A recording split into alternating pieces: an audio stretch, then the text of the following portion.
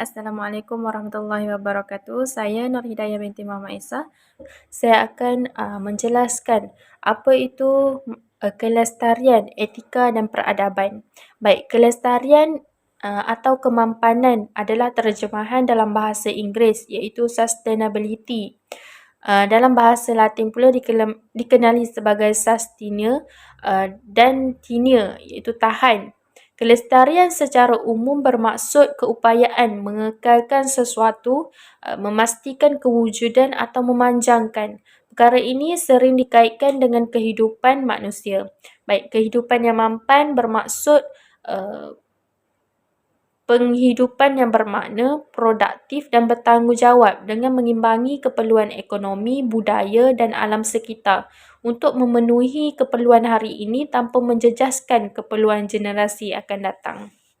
Menurut Kamus Dewan Bahasa dan Pustaka, etika bermaksud prinsip moral, perundangan, nilai-nilai akhlak, adat, sopan santun dan sebagainya yang menjadi pegangan seseorang individu atau sebuah kumpulan manusia.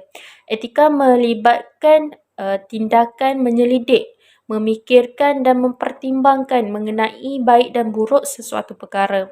Sesetengah sarjana mengaitkan etika dengan pemahaman berbentuk teoretikal.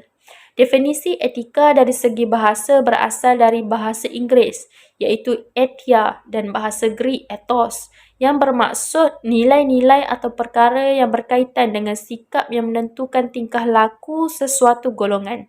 Baik, peradaban dari Kamus Dewan Pustaka dan Bahasa mentafsirkan adab sebagai keadaan serta tingkat kemajuan pada kehidupan jasmani dan rohani iaitu merangkumi sesuatu bangsa, masyarakat dan sebagainya. Adab juga daripada kalimah yang dimelayukan daripada kalimah Arab yang merujuk kepada kesenian, kehalusan dan kesantunan.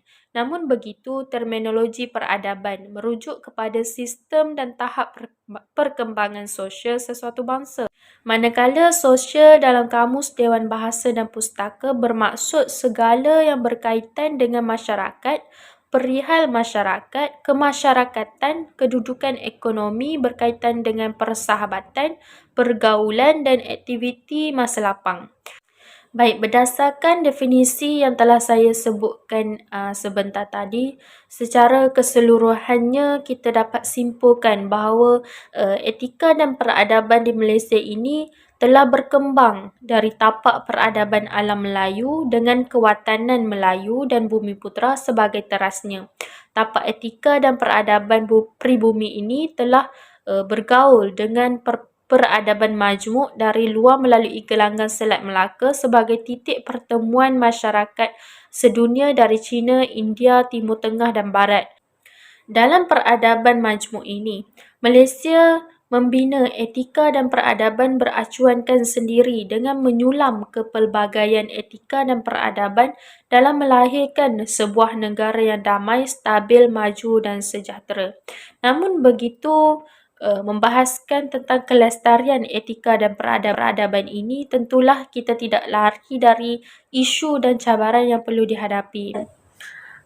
Baik, antara isu dan cabaran yang dihadapi ialah yang pertama, takbir urus dan pembangunan yang akan dihuraikan oleh sahabat saya sebentar nanti iaitu Hamizi Abdul Ghani.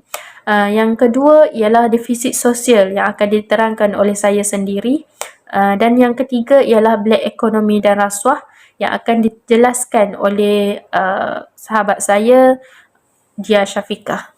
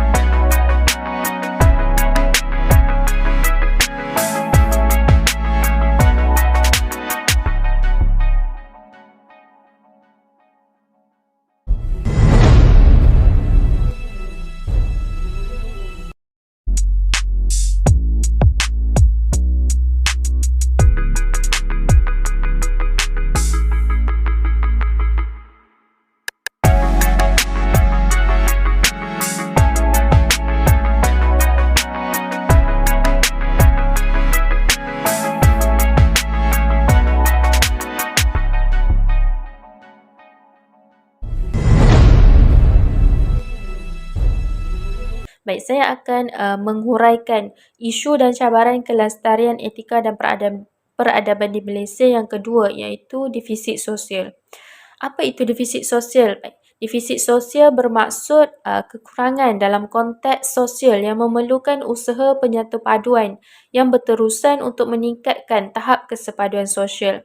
Kekurangan ini adalah disebabkan jurang perbezaan persepsi dan pendapatan dalam kalangan kelompok yang berbeza, bermula dengan individu, keluarga dan juga masyarakat. Baik, defisit sosial ini terbahagi kepada dua kategori, iaitu kategori pertama, defisit sosial dalam pembangunan negara, di mana golongan miskin tanpa mengira etnik di bandar dan dalam sektor pertanian, serta negeri-negeri yang masih terperangkap dalam kemiskinan. Manakala kategori kedua iaitu defisit sosial dalam pembinaan bangsa, iaitu nation building. Dalam konteks ini, isu-isu berkaitan etnik, bahasa, budaya, agama, kekeluargaan, raja, perlembagaan persekutuan, undang-undang tubuh negeri dan sejarah semakin dibahaskan tanpa memahami perlembagaan persekutuan itu sendiri. Baik, terdapat beberapa perkara yang menjadi punca kepada isu defisit sosial. Antaranya ialah etnisiti, di mana kepelbagaian etnik seringkali dianggap sebagai batasan utama yang menggugat perpaduan. Akan tetapi, perpaduan ialah perkara yang perlu dititik beratkan dan dipertimbangkan melalui pelbagai mekanisme seperti interaksi dan jalinan hubungan sosial secara berterusan pada peringkat interetnik dan intraetnik. Selain itu, perbezaan pegangan dikatakan sempadan yang menghalang perpaduan dalam kalangan masyarakat kerana dilihat dalam konteks yang kurang tepat. Kekurangan fahaman tentang perbezaan agama memberikan kesan kepada hubungan dan interaksi dalam kalangan masyarakat di Malaysia. Seterusnya, kelas sosial. Setiap sistem sosial masyarakat mempunyai hierarki kelas sosial yang berbeza disebabkan oleh struktur etnik, keturunan, pekerjaan, jawatan maupun ekonomi yang berbeza. Perkara ini tidak sepatutnya menjadi penghalang kepada perpaduan masyarakat kerana setiap kelas sosial masyarakat saling melengkapi dari segi peranan dan tanggungjawab. Seterusnya, kewujudan institusi sekolah. Pelbagai aliran di negara ini seperti sekolah vernakular, sekolah agama dan sekolah antarabangsa seringkali difahami sebagai kekangan kepada usaha bagi memupuk perpaduan dalam kalangan masyarakat kerana dilihat dalam konteks pemisah berasaskan etnik. Hakikatnya, sistem pendidikan perpaduan yang dibina dan diamalkan akan berkesan sekiranya kandungan, kaedah dan program penghayatan perpaduan dalam institusi dan sistem pendidikan yang wujud di negara ini adalah seragam bermula dari pendidikan awal kanak-kanak hinggalah peringkat pengajian tinggi. Bahasa Melayu pula kita tahu telah termaktub dalam perlembagaan persekutuan dengan tujuan menjadi alat interaksi dan komunikasi kepada rakyat berbilang kaum dalam negara ini. Baik, dan seterusnya ialah jurang generasi.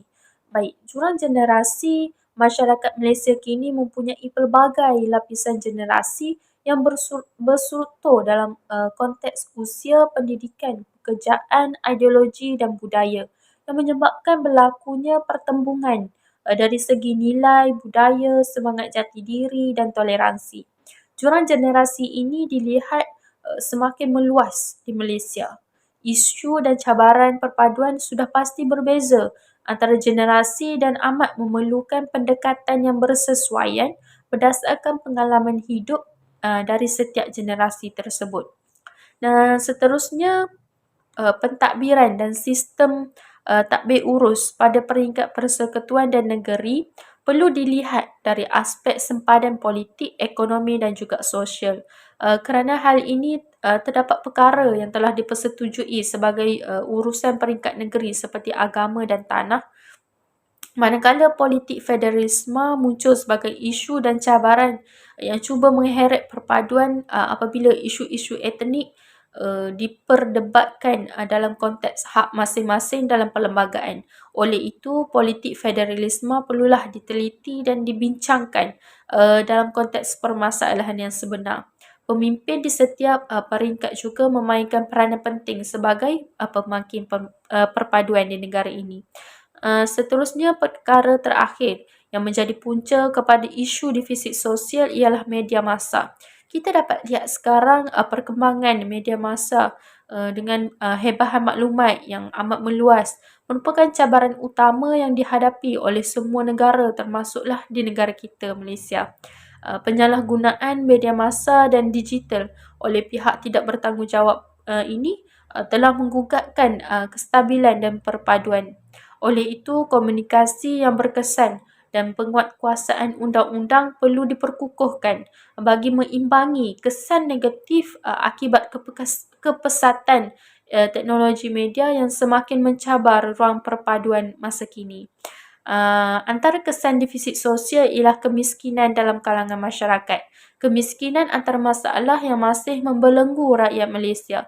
Terdapat pelbagai kekangan dalam aspek kehidupan, terutamanya terhadap masyarakat di luar bandar. Faktor-faktor berlakunya kemiskinan dalam kalangan antaranya adalah kurangnya kesedaran terhadap kepentingan pendidikan, terutamanya pelajar di kawasan luar bandar.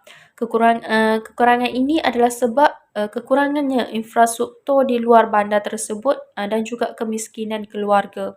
Selain itu, defisit sosial ini telah menimbulkan isu sensitif yang menggugat pembinaan bangsa, di mana timbulnya isu perkauman dan agama yang boleh memberi kesan terhadap perpaduan negara. Perpaduan adalah satu bentuk kesatupaduan pelbagai etnik dan kaum dengan satu matlamat, iaitu unity in diversity. Sehubungan itu, kita dapat lihat insiden rusuhan kaum di Kuil Mariamam pada tahun 2018 telah membuka kesedaran masyarakat tentang isu perkauman ini yang dapat memberi kesan terhadap perpaduan dan keamanan negara kita. Baik, di samping itu, penyebaran maklumat palsu mengenai isu sensitif di internet seperti isu perkauman dan agama dapat menimbulkan kemarahan pelbagai pihak. Sebagai contoh yang dapat saya ketengahkan iaitu rusuhan etnik 13 Mei dan pelaksanaan Dasar Ekonomi Baharu DEB pada dekad 1970-an telah menyumbang dalam usaha membasmi kemiskinan dan menyusun semula masyarakat hingga pembangunan, migrasi dalaman dan perubahan teknologi telah mencetuskan perubahan sosial serta transformasi masyarakat. Perubahan sosial telah menjadikan pekerjaan sara diri bertani rakyat Malaysia ke arah pekerjaan bercirikan komersial industrial, iaitu golongan miskin menjadi kelas menengah dan kehidupan kampung menjadi kosmopolitan. Assalamualaikum warahmatullahi wabarakatuh. Nama saya Dia Syafiqah binti Muhammad Azmi. Isu yang ketiga adalah pasaran gelap ataupun black economy dan rasuah. Pasaran gelap dan rasuah ni adalah antara aktiviti yang sangat ataupun acap kali berlaku di dalam Malaysia. Jadi, apa itu black economy dan rasuah ni? Black economy dan rasuah ni merupakan antara aktiviti yang berlaku sama ada sah ataupun tidak sah, tetapi ianya bergantung kepada barangan ataupun perkhidmatan yang terlibat. Apa itu black economy? Pasaran gelap. Okey, pasaran gelap kebanyakannya yang biasa berlaku dalam Malaysia adalah berkaitan dengan jenayah ataupun rasuah. Seterusnya, penggubalan wang haram juga di Malaysia sangatlah tinggi.